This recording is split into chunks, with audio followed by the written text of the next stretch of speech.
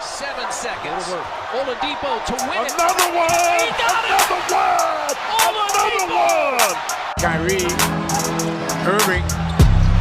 Irving to the basket. Irving got it! 0.5 of a second to go. To Corey Joseph, now Bogdanovich. And Rozier dunks it. Turner is on the ball. Hayward, Horford, and inside to Tatum.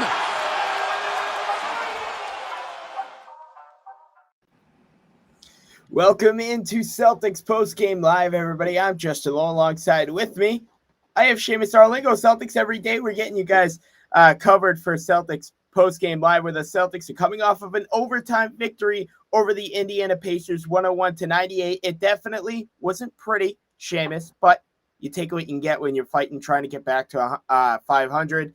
2 straight home wins. You finally win a first game of a mini series. Celtics were previously 0-9 if you date back to last season. Celtics finally getting that over the hump. And how do you feel after this win? Obviously, we'll break it down even more, but general thoughts, how do you feel?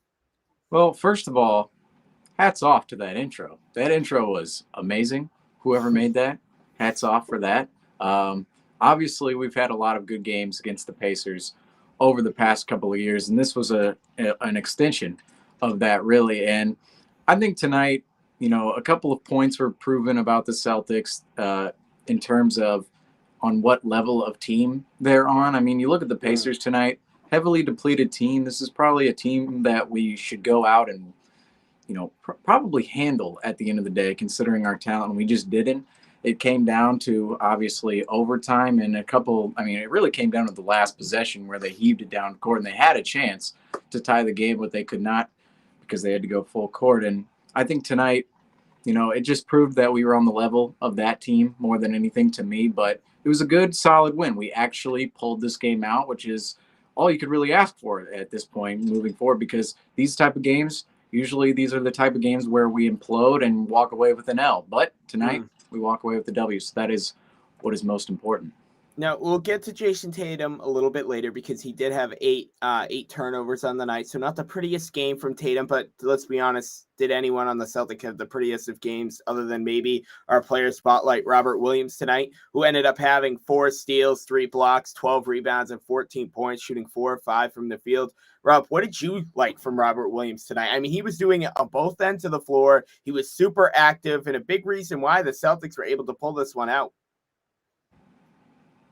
Wait, Rob? Is he here?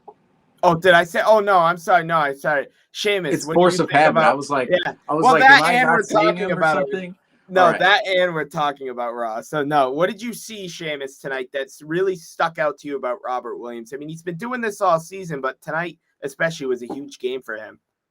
Well, this is kind of his perfect matchup against Domantas Sabonis. Sabonis, he's a big that brings a lot of presence down low. However, his skill set is more driven towards the offensive end of the floor, and defensively holds a little bit more of a questioning around his game. And tonight, Robert Williams, you just saw he has more verticality than Sabonis, and he was just able to dominate around the rim, near the rim, really, with the ball tonight. And you saw it. I mean, tonight he finished with what? He was 4 of 5 from the floor, 6 of 6 from the free throw line, hitting all of his free throws. Huge free throws down the stretch, by the way, from Robert Williams as well, to go along with 12 rebounds and 14 points. Robert Williams, I was kind of thinking about this during the midst of the game. I was thinking, I don't think Robert Williams really gets his flowers as he should. He's really entertaining as a player. And this is a player that, I think he's probably a top 7 center in the league, I would say at this point in his career, but he doesn't really get the credit that he deserves because this team, it's always just middling, and we have all these problems other places. We don't have shooters. We don't have a facilitator. And Robert Williams, he's this gem in this, rough of just problems that we have right now. And I don't think he receives enough credit for what he does out there. And tonight you just saw majorly important to tonight. 41 minutes as well played tonight as well for Robert Williams. That is huge moving forward. If he can play maybe not 40 minutes a night, but say 35 minutes moving forward, that's huge. Yeah, and I like how you mentioned his free throw shooting, Rob, because I don't know if anybody at home was watching or listening, but NBC Sports Boston had thrown up a graphic later on in the game, and Robert Williams is shooting in the low 60s for free throw percentage. So to play 41 minutes, come down and hit those game-sealing free throws, that is big time. Did you say 6 of 6 from the line tonight? I know he didn't miss, but what was the clip? 6 of 6? Yes. That is 6-6. perfect. That's not even efficient. That's perfect from the line for somebody who shoots in the low 60s. He shot like that all of his career. And then on top of that, he's playing his butt off on both ends of the basketball court. And I will admit, it might have not been the prettiest of wins, Seamus, but I really liked the energy that I saw in that overtime with the Celtics. Obviously, they were able to finally, we strung together a couple games where we finally been able to pull it out, right? The Knicks game, we took a big lead. Then the fourth quarter came and we're like, okay, well, we've had a big lead in the fourth quarter about 50 times this season. And it's blown. We got the win against the Knicks. We pulled that one out. We came in against Indiana, which rightfully so, they were banged up, as if they're not already a great, they're not that best of a team and they're already banged up. Fell down 4 late, didn't let that get to our heads, came back, played one hell of an overtime. I love the play where I think it was a Brown steal or a Rob Williams block, passed it to Brown, who passed it to Grant Williams, hit a corner 3. I love when I see those type of sequences that really gets the Celtics hype up and going and gets the crowd going. It's good to see the Garden, their hands go up in the air too. Yeah, and tonight, this is the win that this is the type of win that we really haven't seen all year long, or the type of game that we haven't seen all year long. Obviously, in terms of start to finish, I would say that we've seen these type of games. However, the ending is always different. It's usually us imploding. It's usually us, falling back on whatever energy we have mounted in the fourth quarter, which is usually none. And tonight, there were a couple of moments definitely down the stretch where the Celtics could have just rolled over, said, okay, this is just like every other night. I mean, I have a couple of memes in my drafts right now where I'm like, I'm going to have to unload these tonight. It's going to be another one of those nights. And it wasn't. We actually pulled out the win. And in overtime, I thought that was where you saw we were a more talented team. We actually had guys who can make shots and also just make plays. I thought the Indiana Pacers down the stretch, they were a little hectic. I mean, the Celtics as well. This was not a pretty game on either side, I would say. But specifically in overtime down the stretch, I thought the Pacers, they just didn't have anyone to go to. Domantas Sabonis, he's not really that great of an isolation scorer on his own. He's not going to take you up one-on-one. That has to be in the post. And we saw one of those possessions down the stretch for them where he actually converted. But when you need a 3, I mean, what are you going to do? They were going to Lance Stevenson most of the time down the stretch, and he's a 10-day guy. So the Celtics, that's where I thought the Celtics separated themselves tonight, and how they should separate themselves every night from some of these other teams that don't have these star players that can just go out and get buckets. But one thing I do want to say about this team, this win, great that we pulled it out, but not convincing whatsoever. And I know I mentioned both teams are very sloppy down the stretch, but the Celtics, there were just possessions where it was clear they had no idea what they were going to do on the possession. There was one possession down the stretch, the Celtics needed a bucket, and Tatum, I believe, dribbled all the way down the floor, kind of jogged up the floor, exploded into 4 players, kicked it out to Brown. Brown almost lost the dribbled into the lane, more defenders right there, jumps in the air, gets stuck in the air, has no idea whether or not he's shooting or passing, ends up, I don't even know if it was a pass or a shot, really. It just hit the rim. Rob Williams tried to stuff it. He stuffs the ball in between his hand and the rim, and luckily got fouled. And it's like one of those possessions, that just shows me the team, they don't have something that they can go to down the stretch consistently. And that's concerning, I would say, overall, moving forward. It was great that we pulled out tonight's win, but that's exactly why we've been losing these games and imploding so hard, is because on offense, we panic and we don't have anything to go to at all. You see these other teams, they have sets they go to. They have guys they know they can get open in a certain spot, and, hey, you're going to hit that shot. The Celtics, they dribble down. They have no clue what they're doing every single time. And that has to do with chemistry, coaching, and just not panicking down the stretch, just calming down and saying, hey, let's go quick, but let's not hurry this and turn the ball over or do something stupid with the ball. And that's where tonight just wasn't convincing out of the team. They just had too many of those possessions. Like I said, great that we pulled it out. made enough plays to pull it out, which is great, always great. But overall, much of the same story. Well, let's stay on the topic of great. Let's try to be positive as we can here. And 3 out of the 5 players of the starting lineup tonight had double doubles. Tatum 24 and 12, Brown with the monsters 26 and 15. Obviously, we discussed Time Lord, his 14 and 12. How big is that for us Celtics fans? I guess how much of a sigh of relief is it to see Tatum and Brown kind of have similar? I mean, they didn't have the best games, but to have decent games during the same game. Usually we see Tatum's stat line unbelievable and Brown's kind of sagging down low. And then we see Brown's going absolutely insane and we get nothing from Tatum. How good is it to at least see them maybe on a similar page on the same night? Definitely a step in the right direction, I'd say. A building block. Definitely, because that's the main question that I think that everyone has right now. And everybody is so quick to say, hey, let's just break up Jaylen Brown and Jason Tatum. They don't work together.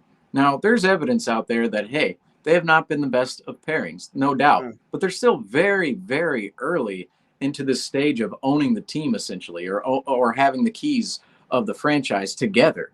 And we just need more nights like this out of Jaylen Brown and Jason Tatum. Because like you said, there are nights where, hey, Jason Tatum is turning up, and then all of a sudden you look at the box score and go, oh, well, Jaylen Brown has only 9 points, or oh, Jaylen Brown's going off, and oh, Tatum is 9 of 20, and you're like, well, what's going on here? And tonight, I thought the first half wasn't too great for either of them. I believe Brown was 3 of 10 at half. I don't remember what Tatum was, but to finish the game, Brown 11 of 26, 26 points, 15 rebounds, 6 assists. I thought this was a better game than his triple-double game a couple of nights ago. I mean, outside of the first half, tremendous down the stretch. You can't say enough about that. He made the play, I think, to win the game. I think that play where he made the extra pass to Grant Williams in the corner for 3 in overtime, that was the play of the game for me by far, because that changed the momentum of the game, put the Pacers down 5, and obviously you saw the Garden was just turning up after that point. So in regards to Jaylen Brown, this was a better game than his triple-double game, and he made huge plays down the stretch. Tatum, he was only 7 of 21 tonight, 24 points but 12 rebounds for him. Again, 8 turnovers. Tatum, not the best performance down the stretch, but he did hit the biggest shot of the game, and that can't be overlooked at all. If he can make those shots down the stretch and just pick up his play like we've seen in the past, we know this guy can be a consistent player on a night-to-night basis. We just haven't really seen it this season for whatever reason, but he'll get back there. If these guys can get on track at the same time, that changes the complexity of the Celtics team, and not to mention, if Brad Stevens makes the right moves, they're going to be back at the top of the East in no time. And that's why you don't break up this pairing, because both of these guys, if they can work together, you see how good they can be. Now, I want to ask you about Tatum because, we've seen him struggle thus far this season. We've actually seen him struggle a lot during the clutch. This past week, we've kind of seen him kind of get back to his normal self a little bit as far as making shots down the stretch. We obviously saw that huge shot against the Knicks in Game 1 at MSG. Tonight, we saw him take that fall-away shot on the baseline that went in. It's not luck. We've seen Tatum do it many times before. Unfortunately, this season, it hasn't really fallen for him. How much stock are you getting? I mean, 2 times in 1 week that we've seen the same shot from Tatum going in. Are you having a little bit more confidence with him down the stretch? Not that we ever lost it, but like we've said before, Tatum, for whatever reason, hasn't been on his game, especially down the stretch. Well, tonight down the stretch, I think the same concerns still linger with him and the rest of the team in regards to they just don't have anything they can go to down the stretch. They don't. They don't have anything. I don't know how to explain it. They are always searching for something down the stretch. There's never something that they're going to. It's like, okay, run this, or hey, we're going to get this guy open in this spot. Hit him right here. He's going to take a shot. If he misses, get the rebound, reset it. Like, there's none of that going on. It's always, oh, I'm taking the ball. I have to do everything on this play. And we see it so many times on a nightly basis, on a night-to-night basis. And tonight, I think we saw it again down the stretch. I mean, we did see it again down the stretch. I don't think we did. We did see it again down the stretch. But like you said, I don't know if you saw that tweet on my story. 2-11. The Pacers and the Celtics are both 2-11 in games decided by less than 5 points. Now the Celtics, hey, 3-11, Pacers 2-12. But both these teams, I think the Celtics play a team that is a little bit better than the Pacers, has someone who can actually get a bucket down the stretch. If the Pacers have Malcolm Brogdon or Karis LeVert in the lineup tonight, do the Celtics win this game? I just don't. I don't think so. But that being said, I don't have any lost confidence in Tatum making shots down the stretch because that's his job, and we've seen him do that before. We saw him do it tonight on the last possession of the game. That being said, offensively overall, just creating offense and hitting shots down the stretch, it's still concerning to see. There's just nothing being built here still. There's just nothing being built. And it was great that we pulled out this win, but 101 tonight against the depleted Pacers team who didn't have their best scorers, it's not that impressive. It's a good win. It's an exciting win. A building block. But it just, I don't know. I don't even know if it's a slight building block. There wasn't anything shown. Maybe more of like a confidence but you got the booster. Mission accomplished. Yeah, like a kind of like a sign of relief. Like it wasn't Yeah. a loss, right? Like we finally finished out a game. It wasn't the prettiest. We have the same team on, a couple days from now. Let's just get our rest. Don't dwell on this win too much. Don't gossip over it. Don't brag over it. It wasn't the prettiest, but a win's a win when you're under 500. I want to talk about this because we've questioned this, and a lot of talk has been around, Tatum and Brown, maybe even a Marcus Smart or Robert Williams if the deal is right. Well, I want to talk about these two guys right here. This is going to be a little bit shorter show tonight, so I definitely want to talk about this before we step off, Seamus. Al Horford and Dennis Schroeder, two guys who started off the season phenomenal for the Celtics, really, really well. Two guys that were in the game down the stretch a lot of the times for the Celtics as well. Al Horford, I don't know if this is a slump. I mean, he is 35. He was playing like he was 25 in the beginning of the season. Is he dealt could you see him being dealt at the deadline? We're definitely going to touch on Schroeder, but I feel like Schroeder's going to be more of an in-depth kind of, we talk about Schroeder more. Horford going into his final year of his contract next year. It is his cheapest year, but I believe it's like $12 million, which isn't cheap if you're going to put him at backup, if you're going to go after another big guy, or even if maybe you want to start Grant Williams in the starting lineup. Who knows? Does Brad move Horford? I think it's becoming evident at this point that Al Horford is turning into a lesser Kemba Walker for us, as Kemba was last year, where you look at Kemba as a player and you look at his salary and how much of the salary cap he's taking up, and you just go, this can't work. This can't work. He's not producing at the level in which, his salary relative to his salary, he's not producing at that level. Last year, Kemba was making $37 million. And quite honestly, you see with the Knicks, they took him out of the rotation for a week. Should they have done that? No. But should they have taken away his playing time a little bit? Probably, because he is terrible defensively. I don't mean to trash on Kemba, but he was just an unplayable player at one point, making $37 million.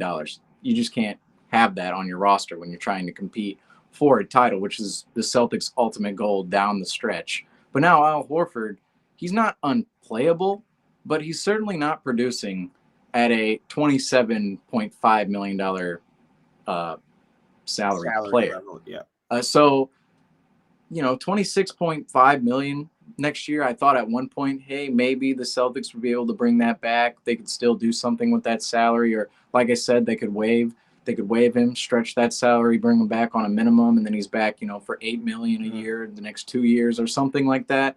But right now, I think Al Horford, I just don't see how you bring him back under the current number he's on right now. I mean, maybe I think it's a maybe that he'll finish this season with the team at this point. I think there's a possibility that he's traded at the deadline.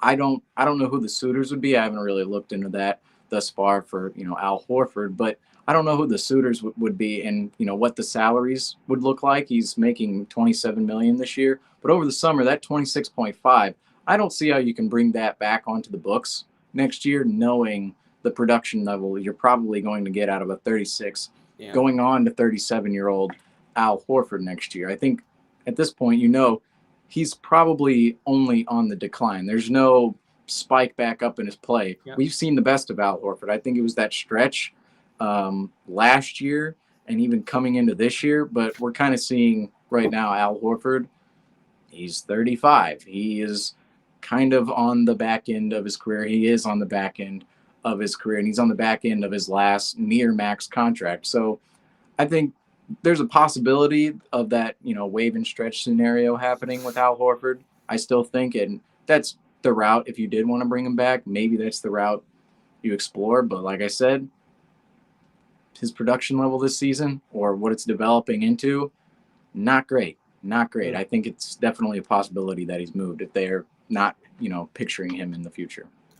Now, if Brad Stevens was to move him, would you think that this would he try to look for an equivalent player, if not somebody better for Al Horford, or do you think maybe somebody who could help better their team's salary and they want to get Horford's contract off the books, if anything, because like you said, for his age and for his contract, the digits that he's getting for his contract, he's just simply not producing a $27 million player salary. Now, does Brad Stevens kind of just go for clear that salary out, or does he go try to package up a deal and get a player better? Well, I think it all depends on the market. Like, what can you get for Al Horford realistically? I think at this point, what we've seen from him, I don't know if teams are throwing out assets to go out and get Al Horford. I think it would have to be a salary dump type move, and that's where the Celtics signing that Kemba deal was just, looking back on it, that was one of the worst decisions they made as a franchise, Danny Ainge made in the last, I don't know, maybe decade. Even looking at that Kyrie trade, everyone could look at that and go, well, they traded for Kyrie. Haha, he's gone now. Well, at the time, Isaiah Thomas was injured. You cash in Isaiah Thomas for Kyrie, who is still an all-NBA level player. But then you look at the Kemba signing, and that was such a knee-jerk reaction that sparked a timeline in which now we're in year 2 or 2.5 of trying to now get rid of all of this salary off of our books. And we shaved $10 million off of it last year with Kemba, swapping Al Horford's deal for Kemba. And we really turned that Kemba salary into Al Horford and Josh Richardson, because Moses Brown for Josh Richardson, he made 10, 11 million. That brings back up to near 37 million. So now you're trying to get rid of Al Horford's salary, I would think, over the offseason, whether it's, like I said, wave and stretch, or you're just trying to trade him on the open market. And at that point, I think you can only get back players that, like last year, we trade Kemba Walker to offload his salary, and you get back Al Horford. And Al Horford's okay.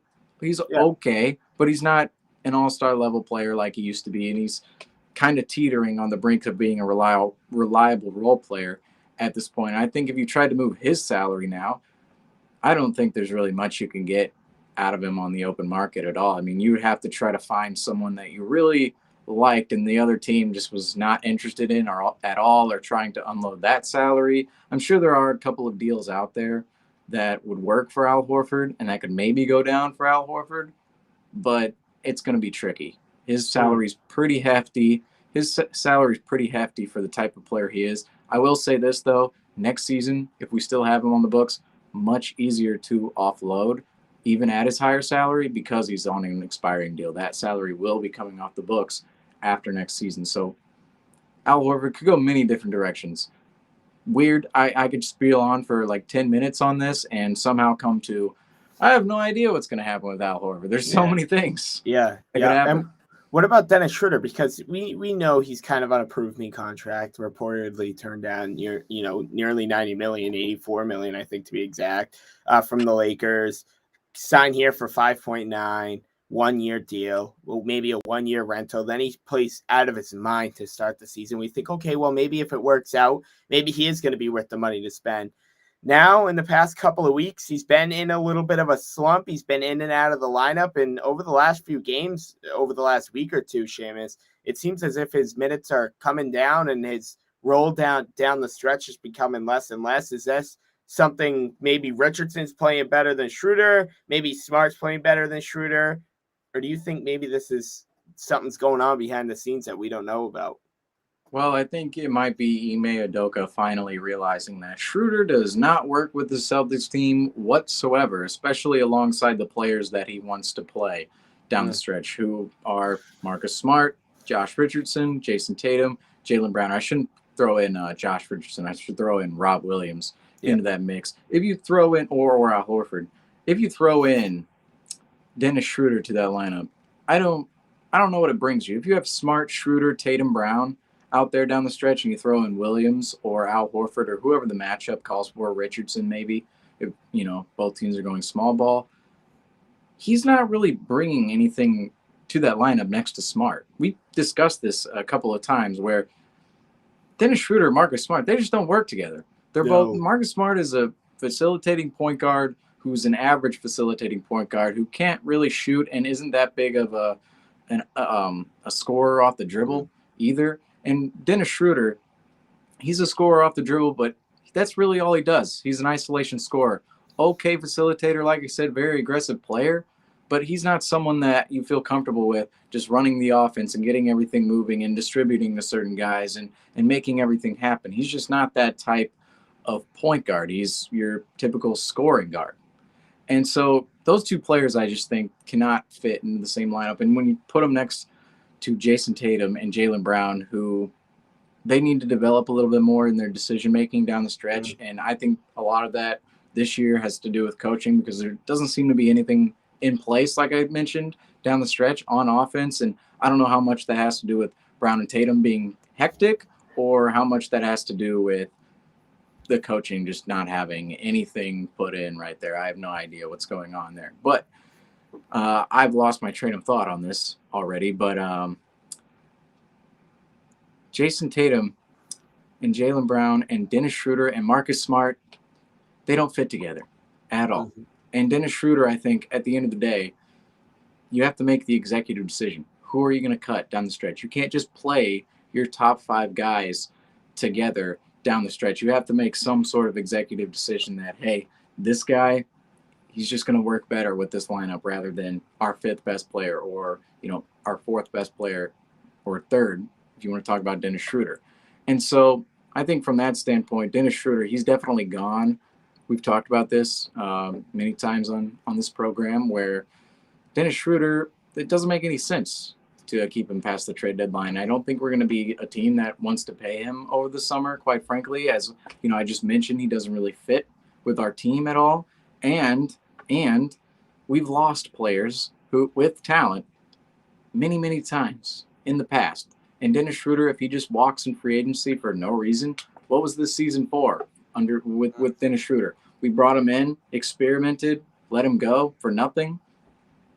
You have to cash in on that asset at some point. We need to cash in on our assets. And I would even point to Daniel Tice last year. We knew we were going to trade him because we knew we weren't going to pay him. We waited to the last second and got virtually nothing for him. Yeah. Because you look at it, it turned into Jabari Parker, who we don't have anymore. So we literally got nothing for Daniel Tice too. All these assets we're getting nothing for. That is main priority at the deadline. Get something for Schroeder. Picks something. I don't trade him for a late first. I don't care. Trade him for the 30th pick if you can. That would be good. That would just be better than nothing at this point. And Dennis Schroeder, I think he's gone. That's the bottom line. So overall, is the Atlanta experiment over? Al Horford, Dennis Schroeder, the little 2-man game from Atlanta, is that experiment over in Boston? It's over. It's over after in terms of the pairing, it's over after the deadline because Schroeder, I believe, is going to be gone no matter what. Now, in terms of just having one of the two on the team, like I said, Al Horford could last longer. He could last in the next season if they feel that is fitting for the ball club. But I think at this current production level that Al Horford is giving the team right now, you cannot feel comfortable at all going into next season and paying Al Horford 26.5. Like I said, they can still waive and stretch, but then you're on the books with Al Horford for the next 2 years under what? $8 million, $9 million, and still that's a huge risk as well. And it's just slowly dwindling down from the Kemba mistake. But like I said, it'll be done. The pairing will be done after the trade deadline. But if one of them sticks around, Al Horford could, but who knows? Yeah, well, there you have it. Celtics get the win over the Pacers in overtime, 101-98. They win their second straight game. They improved to 4-2 in overtime, and they improved to 20-21, just a game under 500. They'll actually get a chance to get back up to 500, looking to sweep the Indiana Pacers, because they are heading to Indiana Wednesday night, 7 p.m. Eastern time. I'll have you guys play-by-play coverage. Seamus, I have you covered at halftime live over on the Instagram, as well as Celtics Postgame live on Wednesday. Seamus, any final thoughts before we sign off for the night? I mean, go Pats. We're going to beat the Bills on Saturday. Oh, that's right. Hopefully the Celtics can pull this second game against the Pacers out, because these second games, like we've seen in the past, the teams who lose the first games typically come out stronger in those second games and typically have a better game plan put in place for those games. So the Celtics, they're going to be tested, obviously, on the road as well, and that's going to be maybe not a huge game, for this team, but maybe a telling game moving into the future. Well, that's all we have for you tonight, guys. Celtics take the win in overtime, 101-98 against the Indiana Pacers. I'm Justin Lowe. That's Seamus. Celtics every day. Take care, everybody.